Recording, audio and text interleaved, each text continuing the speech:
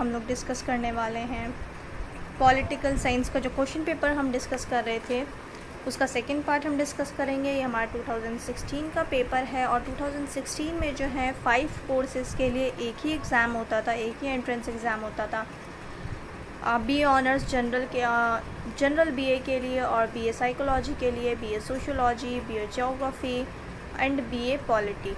तो इन सब के लिए एक ही पेपर होता था 2016 में एंड 2020 से जो है ये चेंज कर दिया गया है। तो हम 16 वाला पेपर डिस्कस कर रहे हैं यहाँ पर। अब हमारा सेकंड पार्ट का जो फर्स्ट क्वेश्चन है वो है हमारे पास 51 क्वेश्चन। तो 100 क्वेश्चंस होते हैं टोटल। एक क्वेश्चन 1 मार्क का होता है और यहाँ पे जो है हम 2 पार्ट्स में डिवाइड करके 50-50 क्वेश्चंस डिस्कस कर रहे हैं। एक पार्ट में 50 क्वेश्चन एंड सेकंड पार्ट में 50 क्वेश्चंस। एक पार्ट ऑलरेडी चैनल पे अपलोड हो गया है और ये हमारा है सेकंड पार्ट। चैनल को आप लोगों ने अब तक सब्सक्राइब नहीं किया है तो चैनल को सब्सक्राइब कर दें, वीडियो अच्छी लगे तो वीडियो को लाइक कर दें। अब यहाँ पर जो है फर्स्ट क्वेश्चन क्या है, यानी 51 question, match list 1 with list 2 and select the correct answer using the codes given below the list. तो हमने यहाँ पे नेशनल पार्क और वाइल्ड लाइफ सेंचुरी है और यहाँ पे स्टेट्स दी हैं। तो हमें बताना है कि इनमें से कौन से स्टेट में कौन सी वाइल्ड लाइफ सेंचुरी या फिर कौन सा नेशनल पार्क है।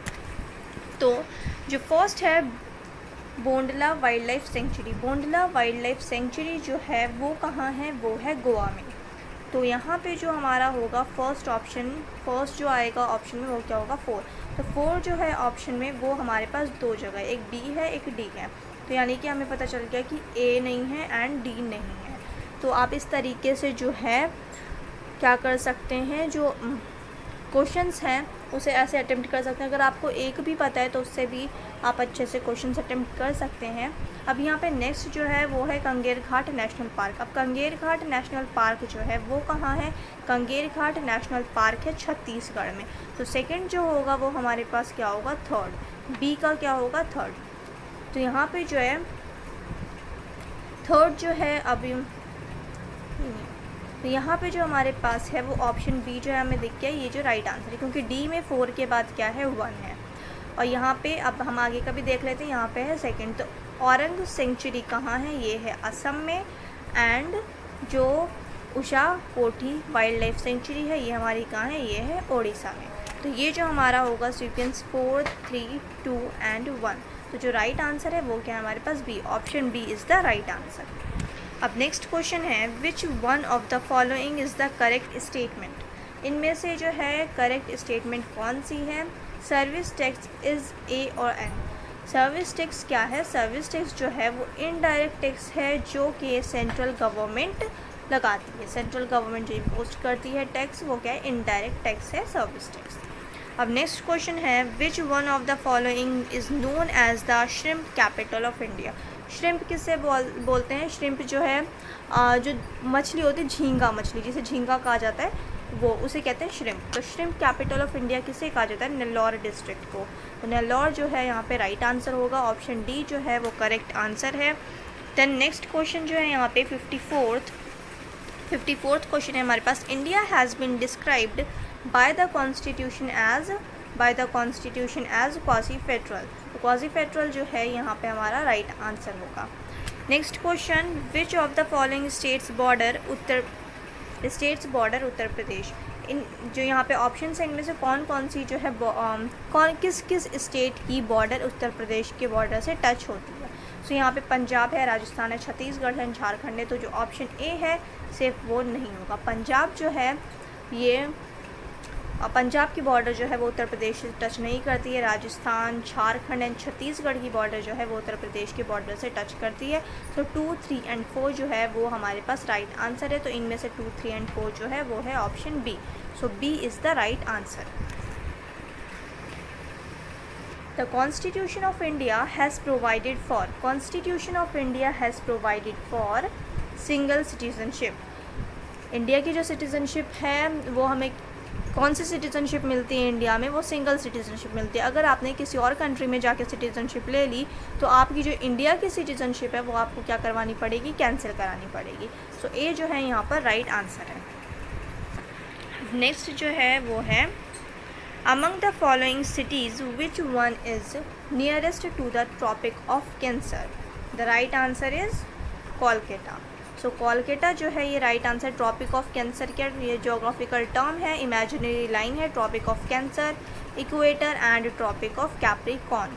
सो ट्रॉपिक ऑफ कैंसर जो है ये 23.5 डिग्री नॉर्थ हेमिस्फीयर से, नदर्न हेमिस्फीयर से गुजरती है, यानी कि ये जो इमेजिनरी लाइन है ये 8 इंडियन स्टेट्स को क्रॉस करती है। कितनी बार नंबर भी पूछ लेते हैं तो 8 स्टेट्स जो हैं 8 इंडियन स्टेट्स को क्रॉस करती है। वर्ल्ड में बहुत सारे स्टेट्स हैं, तो यहाँ पे जो है बात हो रही है इंडिया की हो रही है, तो इंडिया में 8 स्टेट्स को क्रॉस करती है Tropic of cancer.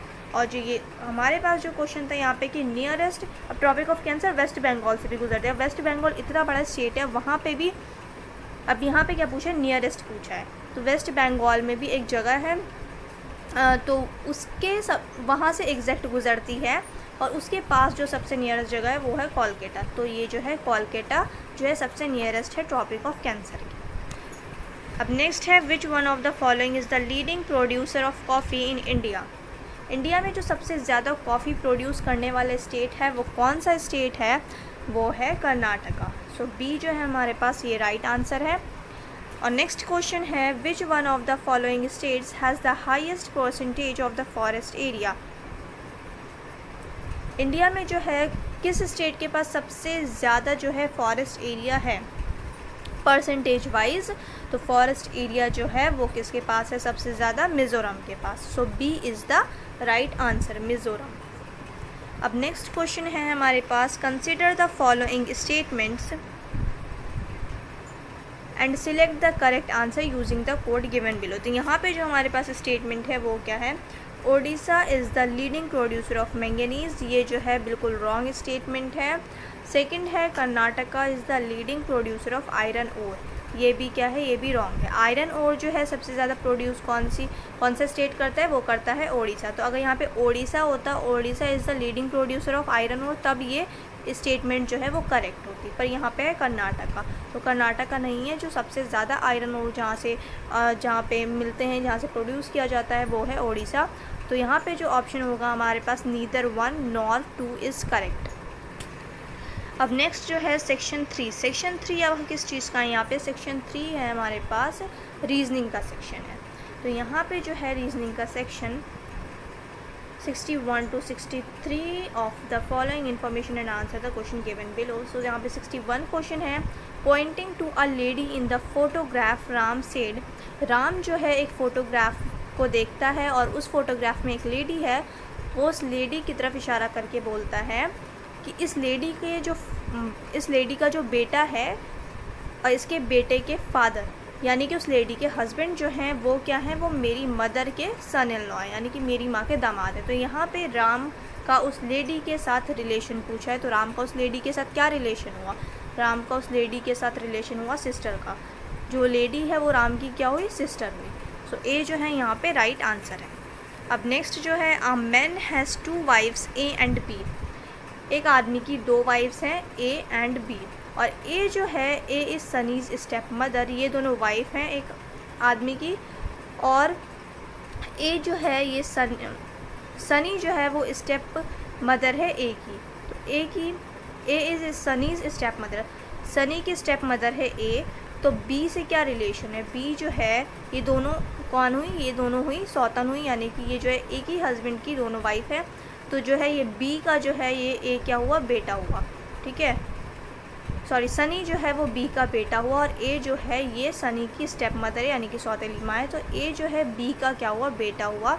So how is Sunny related to B, तो ये क्या हुआ, son. B is the right answer. Then next है फाइंड द ऑड वन। तो यहाँ पे जो है ऑड वन कौन सा है, fish, crocodile, frog and turtle. तो यहाँ पे जो फ़िश है ये क्या होगा, ये हमारे पास राइट आंसर होगा। फ्रॉग, टर्टल एंड क्रोकोडाइल ये देखा होगा आपने, ये क्या है, ये मोस्टली कीचड़ में या दलदली इलाके में रहते हैं। और फिश जो है ये इसको बिल्कुल फ्रेश वाटर चाहिए होता है, या फिर बिल्कुल अच्छा खासा वाटर होता है, कोई दलदली एरिया में नहीं रहती है फ़िश। तो ये जो है यहाँ पे राइट आंसर होगा। अब नेक्स्ट है यहाँ पे फाइंड आउट, इसमें से भी क्या करना है, ऑड वन आउट करना है। तो heart, lungs and kidneys, mobile, laptops, computers, pen, pencil, bucket, house, cottage and hostel. So यहाँ पे जो ऑड वन है वो क्या है, option C, pen, pencil and bucket. Pen pencil से लिखा जाता है, एंड बकेट क्या, बकेट बाल्टी। तो ये क्या है, ये बिल्कुल ही क्या हो गया, ये बिल्कुल डिफरेंट हो गया। अब नेक्स्ट क्वेश्चन यहाँ पे हमारे पास है, यहाँ पे भी हमें ऑड बताना है। सो सहारा अफ्रीका, मतलब ये जो है यहाँ पे डेजर्ट्स के नेम है एंड कंट्रीज़ के नेम है। तो सहारा डेजर्ट जो है वो क्या है, ये अफ्रीका में है, तो ये बिल्कुल राइट आंसर है। थार डेजर्ट जो है ये इंडिया में है। गोबी डेजर्ट जो है ये मंगोलिया में है। तो यहाँ पे जो हमारे पास राइट आंसर होगा वो कौन सा होगा, ऑप्शन बी, कालाहारी डेजर्ट जो है अमेरिका में नहीं है। ये कहाँ है कालाहारी डेजर्ट, है अफ्रीका में। कालाहारी डेजर्ट है अफ्रीका में। तो यहाँ पे जो बी हमारे पास है ये है राइट आंसर। अब नेक्स्ट क्वेश्चन है, यहाँ पे हमें नंबर सीरीज़ में से रॉन्ग सीरीज़ जो है, इस सीरीज़ में जो रॉन्ग नंबर है वो हमें बताना है यहाँ पे। So find the wrong term in the series. तो ये किस तरीके से यहाँ पर के और यहाँ पर कोड की गई है, यहाँ पर सीरीज़ जो है ये किस तरीके से लिखी गई है।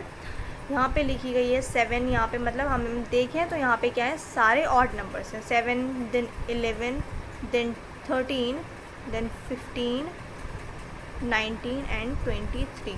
सो यहाँ पे 7 के बाद जो है क्या आता है, 7 के बाद 9 आता है ऑड नंबर, देन 11 आता है, उसके बाद 13 आता है, देन 15 देन 17 देन 19 फिर 21।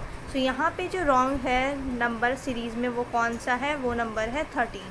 13 कैसे है यहाँ पर, क्योंकि 7 के बाद जो ऑड नंबर आता है वो आता है 9। तो एक नंबर को मतलब जो नेक्स्ट वाला है उसको हटा करके उसमें 1 प्लस करना है, यानी कि उसके बाद वाला जो ऑड नंबर है वो लिया है। यहाँ पर 7 के बाद 9 ना लेकर 11 लिया है। तो 11 के बाद हमें डायरेक्ट 15 लेना चाहिए था, 13 नहीं आता यहाँ पर। इसी तरीके से फिर आगे जो है 17 है, तो 17 के बाद 19, फिर यहाँ पर क्या है 17 आता है, तो 17 को हमने यहाँ ना लेकर सीरीज़ में क्या लिया है, 19 लिया है। तो इस तरीके से यहाँ पर एक को छोड़कर सेकंड वाला जो आता है ऑड नंबर वो लिया है यहाँ पर। फिर यहाँ पे 21 ना लेकर के क्या लिया है, 23 लिया है। और यहाँ पे क्या है, यहाँ पे कॉन्टीन्यूस लिया है। तो 13 यहाँ पे नहीं आता सीरीज़ में, तब ये सीरीज़ बिल्कुल परफेक्ट रहती है। सो यहाँ पे जो है 13 हमारे पास क्या है, रॉन्ग टर्म है सीरीज़ में। सो ए जो है यहाँ पे राइट आंसर है। देन नेक्स्ट है find the wrong term in the series. अब रॉन्ग टर्म जो है यहाँ पे हमें सीरीज़ में देखना है। इसमें भी तो यहाँ पे क्या है 2, 10, 50।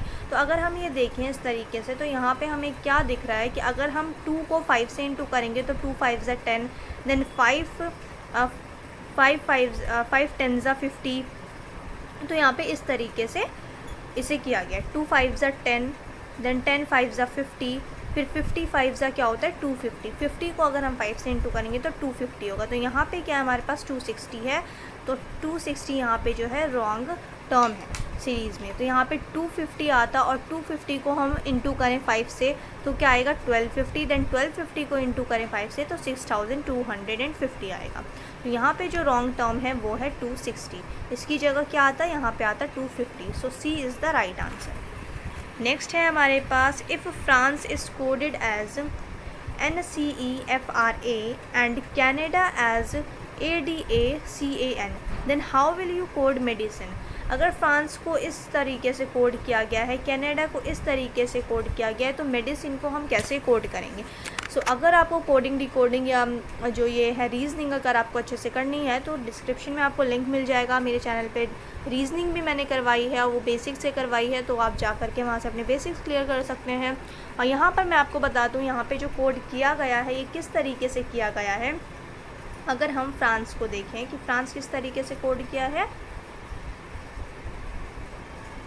फ्रांस को जो कोड किया गया है, क्या है कोड फ्रांस का, NCE। सो यानी कि जो फ्रांस का जो लास्ट 3 अल्फ़ाबेट हैं NCE, इसे लिया गया है पहले, देन FRA स्टार्टिंग के FRA। सो इस तरीके से कोड किया गया। सेकंड वाला भी देख लेते हैं। अब सेकंड जो है कनाडा, तो पहले क्या लिया है, लास्ट के 3 अल्फ़ाबेट ADA देन CAN। तो इसी तरीके से हमने क्या करना है, इसी तरीके से हमें मेडिसिन को भी कोड करना है। तो लास्ट के जो यहाँ पे अब क्या है, ये 8 अल्फ़ाबेट का है, तो हम 8 को 4 में डिवाइड कर देंगे। तो यहाँ पे जो सेकंड हाफ वाला है SIN, SINE एंड MEDI, तो ये जो हमारे पास कोड आ जाएगा, ये आ जाएगा मेडिसिन का कोड। तो यहाँ पे जो SINEMEDI जो हमारे पास यहाँ पे है, सिनमेडी। तो ये जो है ऑप्शन सी हमारे पास क्या है, ये राइट आंसर है। जो अगर हम मेडिसिन को कोड करेंगे तो हम इस कोड में क्या करेंगे, मेडिसिन को कोड करेंगे। अब नेक्स्ट हमारे पास है, if code for name is 13, 26, 14, 22 then what will be the code for team. अब यहाँ पे जो नंबर में कोड किया गया है, ये क्वेश्चंस भी मैंने आपको करवाए हैं अपनी जो रीजनिंग सीरीज़ है उसमें। यहाँ पर मैं आपको क्लियर कर देती हूँ कि यहाँ पे इसको कैसे सॉल्व करेंगे। तो जो कोडिंग होती है, कोडिंग जो अल्फ़ाबेटिकली जो कोडिंग डिकोडिंग होती है अल्फ़ाबेट्स वाली, उसमें क्या होता है, उसमें हमें रिवर्स लेटर भी याद करने होते हैं और उसके नंबर भी याद करने होते हैं। ये सारी जो है बेसिक चीज़ें हैं रीजनिंग के लिए। तो ये सब मैंने अपनी वीडियो में कराई है, यहाँ भी मैं आपको बता देती हूँ, यहाँ मैं आपको सॉल्व करवा देती हूँ।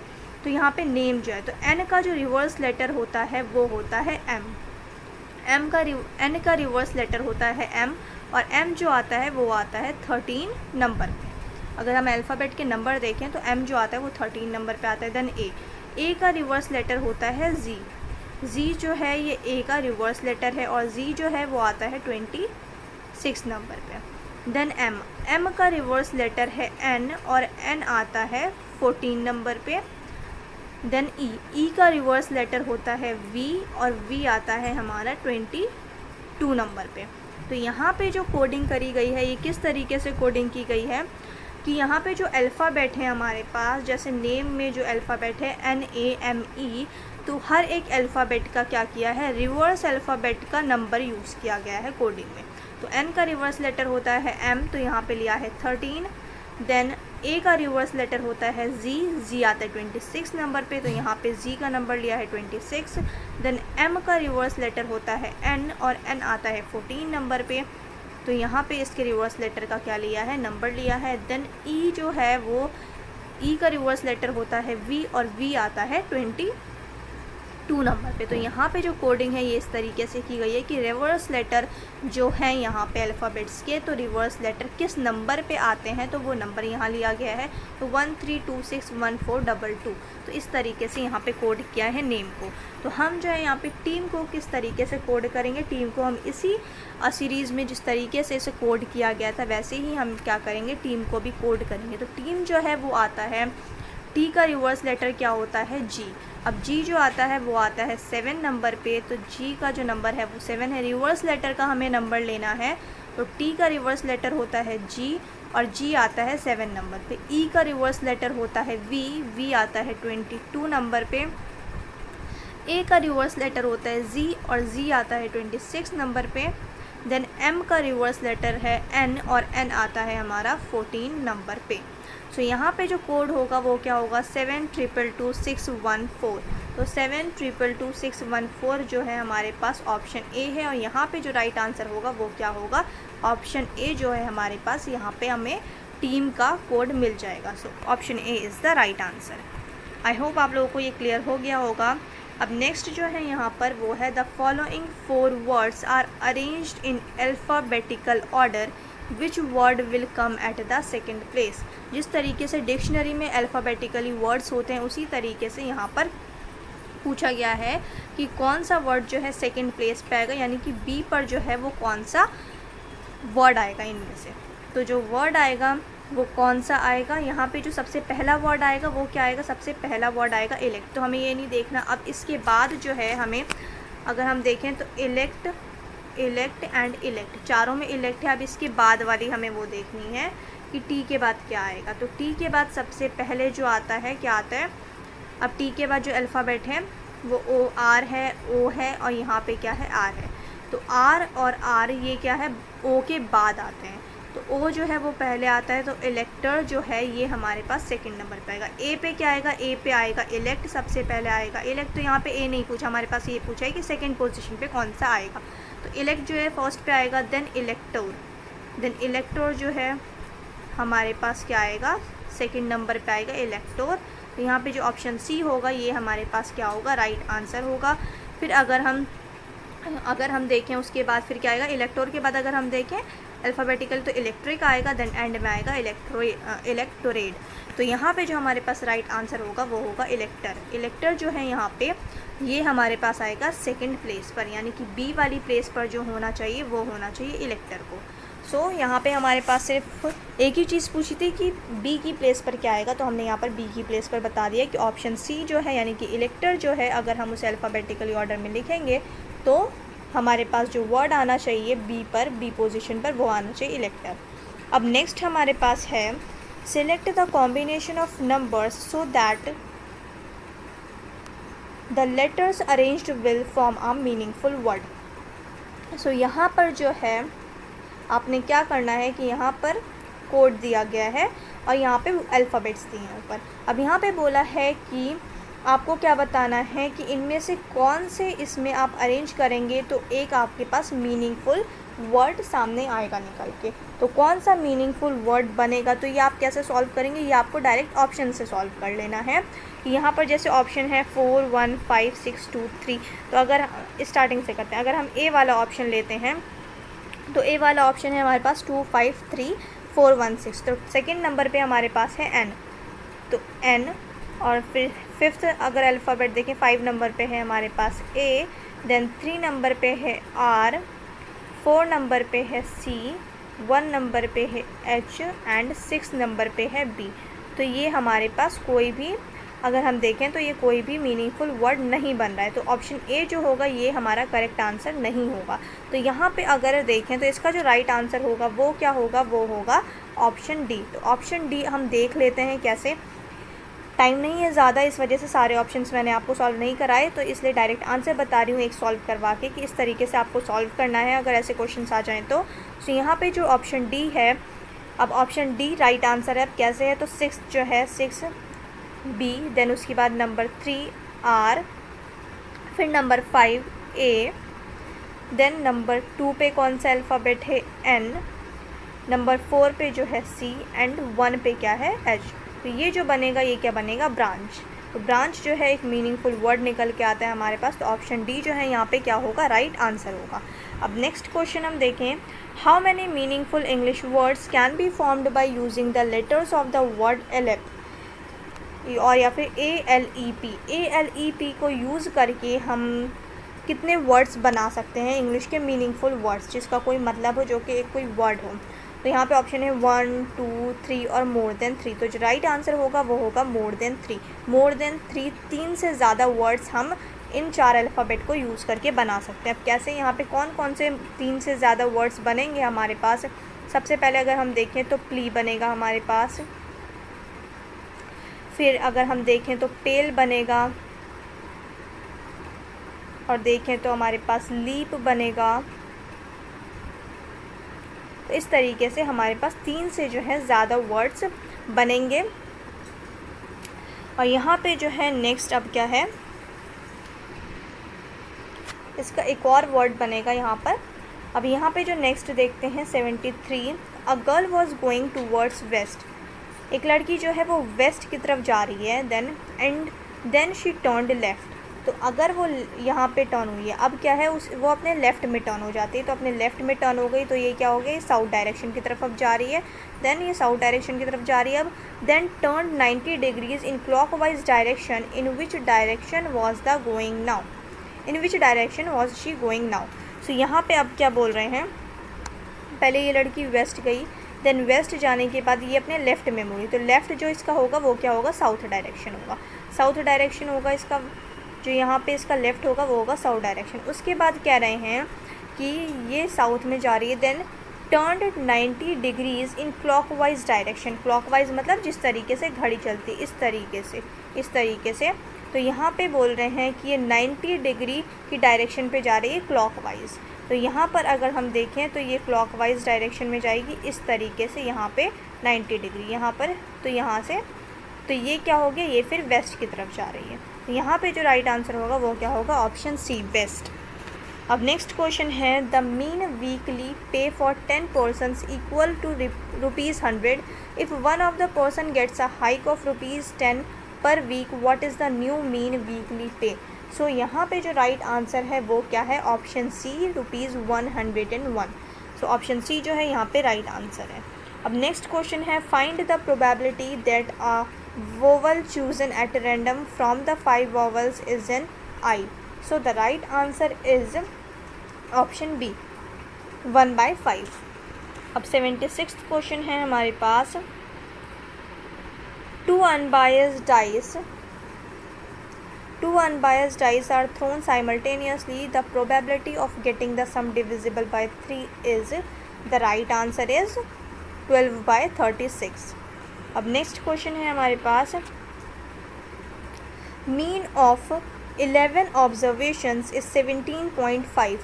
If an observation 15 is deleted, find the mean of the remaining observation. So the right answer is 17.75. 17.75 जो है यहाँ पर क्या है हमारे पास राइट आंसर होगा। देन नेक्स्ट क्वेश्चन है हमारे पास, find the number of different ways of forming a committee consisting of 3 men and 3 women from 6 men and 5 women. So the right answer is 30. सो यहाँ पे जो राइट आंसर होगा वो होगा 30. देन नेक्स्ट क्वेश्चन है, a stationer buys diaries at ₹75 per dozen and sells them at ₹15 per piece. What is the profit? जो profit होगा वो होगा उसे ₹105 का.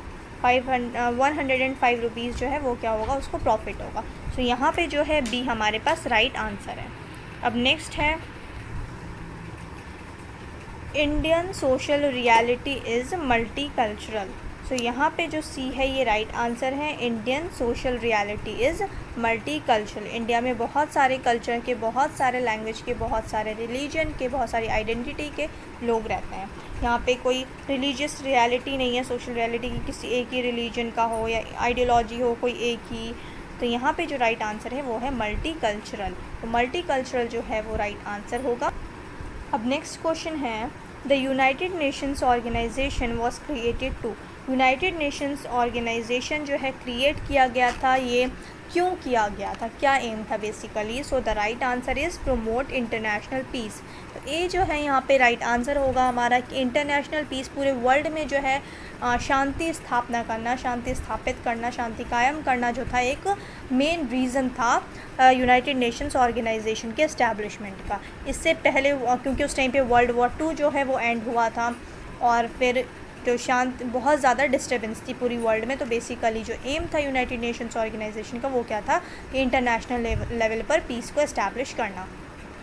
सो और यहाँ पे जो इंपॉर्टेंट क्वेश्चन एक पूछा जाता है यूएनओ से कि यूएनओ की इस्टेब्लिशमेंट कौन से ईयर में हुई थी. सो 1945 में जो है यूएनओ की इस्टेब्लिशमेंट हुई थी.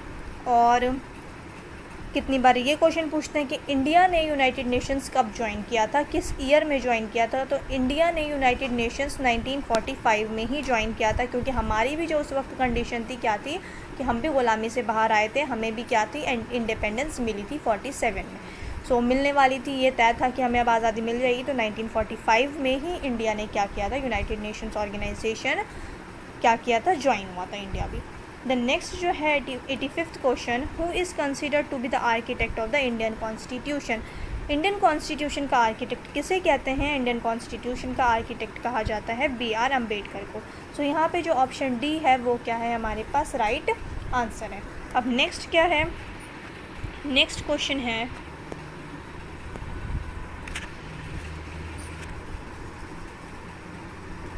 अब यहाँ पे हमारे पास नेक्स्ट क्वेश्चन है, consider the following, which of the above is और आर ह्यूमन राइट्स. इनमें से कौन सा जो है वो ह्यूमन राइट्स है, मतलब एक इंसान के लिए कौन सा हक दिया गया है, बेसिक जो राइट्स हम कह लें ह्यूमन राइट्स. तो right to education, right to employment, right to food, ये तीनों ही क्या है, ये तीनों ही ह्यूमन राइट्स हैं. तो 1, 2 एंड 3 जो होगा हमारे पास राइट आंसर होगा. ऑप्शन बी जो है यहाँ पे वो क्या है, करेक्ट आंसर है. The next question, in India a minority is identified on the basis of either religion or language. या तो रिलीजन की बेसिस पे इंडिया में क्या होते हैं, माइनॉरिटीज़ होते हैं, या फिर लिंग्विस्टिक बेसिस पर इंडिया में क्या होते हैं, माइनॉरिटीज़ होते हैं. अब नेक्स्ट है, which of the following is not an agency of socialisation. So hospital जो है ये यहाँ पे राइट आंसर होगा. ये हॉस्पिटल जो है वो कोई वहाँ पे जाके कोई सोशलाइजेशन की एजेंसी नहीं है हॉस्पिटल, जैसे कि मास मीडिया है, फैमिली है, स्कूल है, ये क्या है, ये एजेंसी ऑफ सोशलाइजेशन है। अब नेक्स्ट है the Jamia Millia Islamia was establish to, the Jamia Millia Islamia was establish to protest against the British system of education. तो बी जो है यहाँ पे हमारे पास राइट आंसर है। क्वेश्चन है अब हमारे पास, Valmiki Ambedkar Awas Yojana is meant for, तो the right answer is option C, reduction in poverty and increase in employment. The next question is, Mann ki Baat is meant for, मन ki Baat is meant for connecting with the masses. तो यहाँ पे option C जो है ये हमारे पास राइट आंसर है। The next question is, Nirbhaya fund was incorporated for, Nirbhaya fund was incorporated for protecting the dignity and ensuring safety of women. So B जो है यहाँ पे right answer है। Who is the national sanitation brand ambassador in India? National sanitation brand ambassador in India Vidya Balan. तो यहाँ पे जो C है हमारे पास ये right answer है, Vidya Balan. Section 377 of the IPC is about 377 किसके लिए, lesbian, gay, bisexual and transgender. So A जो है यहाँ पे राइट आंसर है। National anthem was composed by, national anthem किसने कंपोज किया था, नेशनल एंथम कंपोज किया था रविंद्रनाथ टैगोर ने। और यहाँ पर जो है ऑप्शन में रविंद्रनाथ टैगोर नहीं है, सो तो जो हमारा राइट आंसर है वो क्या होगा, नन ऑफ दीज। सो रविंद्रनाथ टैगोर जी ने हमारा नेशनल एंथम कंपोज किया था। और नेशनल सॉन्ग किसने कंपोज किया था, नेशनल सॉन्ग कंपोज किया था बंकिम चंद्र चटर्जी ने। तो यहाँ पे अगर नेशनल सॉन्ग होता तब जो इसका आंसर होता वो होता बंकिम चंद्र चटर्जी। तो यहाँ पे कंफ्यूज करने के लिए बंकिम चंद्र चटर्जी दिया है और सरनेम्स यहाँ पे चेंज कर दिए हैं। पर इन्होंने क्या किया था, इन्होंने जो हमारा नेशनल सॉन्ग है वंदे मातरम वो कंपोज किया था। और यहाँ पे नेशनल एंथम की बात हो रही है, नेशनल एंथम कंपोज किया था रविंद्रनाथ टैगोर ने। और यहाँ पर ऑप्शन में नहीं है, सो यहाँ पे जो राइट आंसर होगा वो होगा none of these. The next question is, the national language of India is, India की नेशनल लैंग्वेज कोई भी नहीं है। इंडिया की जो लैंग्वेजेस है वो क्या है, ऑफिशियल लैंग्वेज, इसमें आता है नेशनल लैंग्वेज इंडिया की कोई भी नहीं है। सो यहाँ पे जो आंसर होगा वो होगा नन ऑफ दीज। अब नेक्स्ट क्वेश्चन जो है और लास्ट क्वेश्चन भी है ये, और आप लोगों ने चैनल को अब तक सब्सक्राइब भी नहीं किया है तो चैनल को सब्सक्राइब कर लें। अब तक चैनल को सब्सक्राइब नहीं किया और बेल आइकन को ज़रूर प्रेस करें ताकि नेक्स्ट वीडियो जब भी अपलोड हो तो आपके पास नोटिफिकेशन पहुँच जाए। अब यहाँ पे जो हमारा लास्ट क्वेश्चन है वो क्या है, Malala Yousafzai is in the news because she fought for girls education. C जो है यहाँ पर राइट आंसर होगा, fought for girls education. Malala Yousafzai जो है ये कहाँ की है, ये पाकिस्तान से हैं और इन्होंने जो है वहाँ की जो गर्ल्स हैं, वहाँ की जो लड़कियाँ, उनके एजुकेशन के लिए बहुत ही ज़्यादा क्या करें, एक तरीके से सरकार से बहुत ही लड़ाइयाँ लड़ी है गर्ल्स एजुकेशन के लिए। सो ये जो था हमारा 2016 का पेपर हमने डिस्कस कर लिया है। आगे हम 17, 18, 19, 21 तक जो है हम क्वेश्चन पेपर डिस्कस करेंगे। और चैनल को सब्सक्राइब नहीं किया तो चैनल को सब्सक्राइब कर लें, वीडियो अच्छी लगे तो वीडियो को लाइक कर दें। अब मिलते हैं नेक्स्ट वीडियो में।